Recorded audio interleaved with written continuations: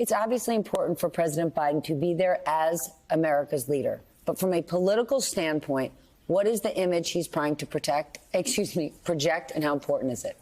It's really important because it really is a struggle for democracy. I think, and we were talking about this before, the more he can get out there, every time Biden gets out and speaks, people are like, oh, he sounds pretty good. I mean, that State of the Union address was excellent. It was so. They didn't say he sounds pretty good. They said he knocked it out of the park that night. And he was so good, in fact, that Trump was like, he's on drugs. You know, remember the Trump world couldn't even like conceptualize it. So he needs to get out there. This kind of thing is good. He did this before the midterms, and you'll remember a lot of people in the media were like, this doesn't work. People don't vote on democracy. And in fact, it worked really well. So I think it's really good. Also, D-Day is really important. And, you know, World War II was one of the sort of, you know, the thing that sort of created American democracy in a different way, and also NATO. Okay, that's kind of the thing, right? So the president is there marking D-Day, but sort of standing arm in arm with these other world leaders. Do you think it will be successful, or they're hitting the right tone, raising the alarm that this is a battle across the world against the rise in authoritarianism? That threat is real. Well, you know, I used to work with McKay Coppins. You mentioned his piece at the top. This question, yeah, I know. This question all over the world about authoritarianism and what's happening to the conversation about democracy, what happens next in all these countries and all this sort of world system that we've been used to, is a big one. And what's remarkable about this to me is I think that when you put those two things back to back, they show just how different both of these candidates are who are running for president. You know, America, I talk to a lot of voters, I talk to people all over the country, and a lot of Americans are kind of sad and freaked out. They want to feel confident and good about being American again. They don't feel that right now. And Biden tells them there's a way to do that by building up from what we are used to as a country. The foundations that we have, build up. I'm going to go talk to NATO. I'm going to rebuild those alliances. We're going to have a country that you're used to. And Trump's argument is we're going to tear all these kinds of things down and, you know, prosecute Democrats, do politically motivated judicial things.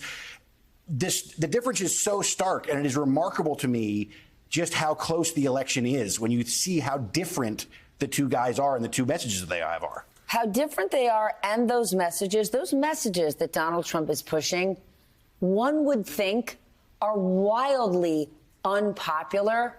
So who is he speaking to, and why is it sticking? Because the new sort of super wealthy set that's getting excited about him, that's all about tax cuts and deregulation. They cannot be down with any of this. A lot of these Republican policies are not super popular, but they are, you know, look, we live in a media bubble, right? There's not that much media, mainstream media, that's getting to a lot of the people in this country.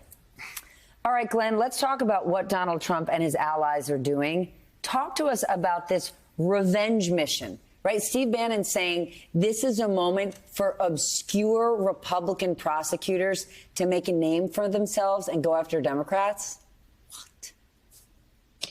You know, the Republicans are distinguishing themselves as the pro-crime party, plain and simple. When you see House Speaker Mike Johnson, you see Representative Jim Jordan and his weaponization of government committee. I mean, what they are doing, at least this is the way it looks to this old prosecutor, is they're obstructing justice. They're obstructing prosecutions of Donald Trump for political advantage. They're doing it whether they're state court prosecutions, whether they're federal court prosecutions. And I wish some prosecutors would actually rise up and begin to call them out and hold them accountable for it, because they seem to stand for nothing other than just a naked power grab in the way they perceive, I think, their chances of retaining power is to make sure they never break from Donald Trump. So I don't understand it, but I hope it comes back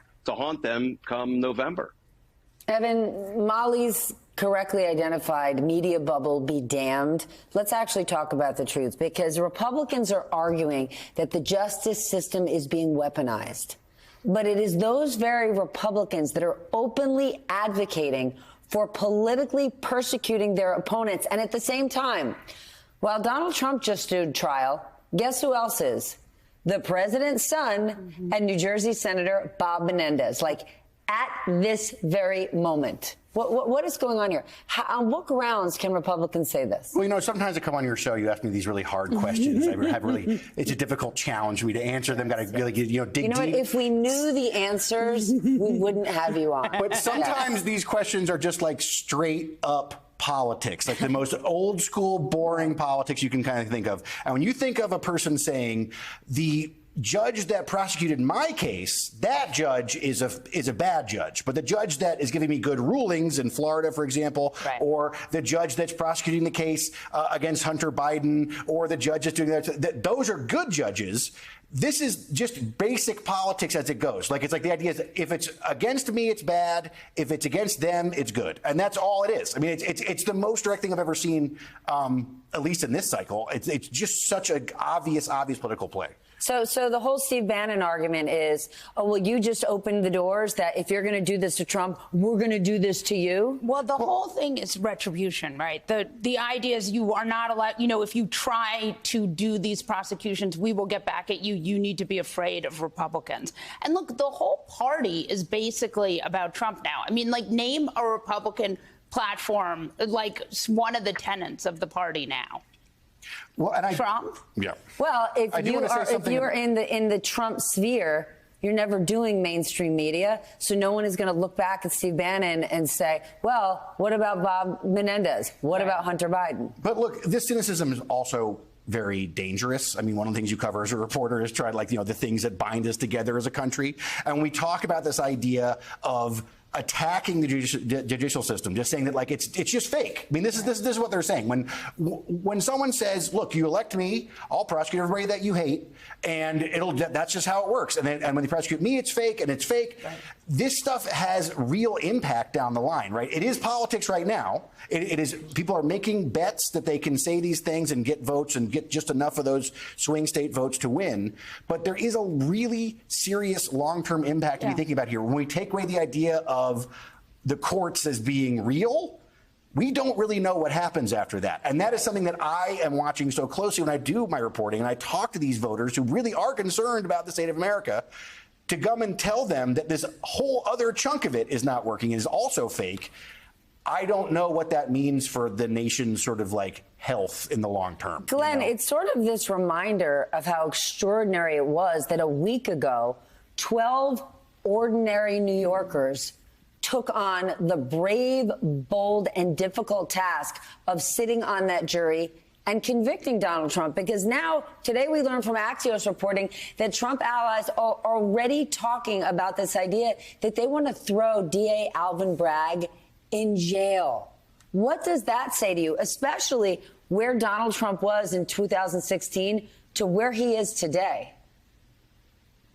Yeah, it says the Republicans are the pro-crime party.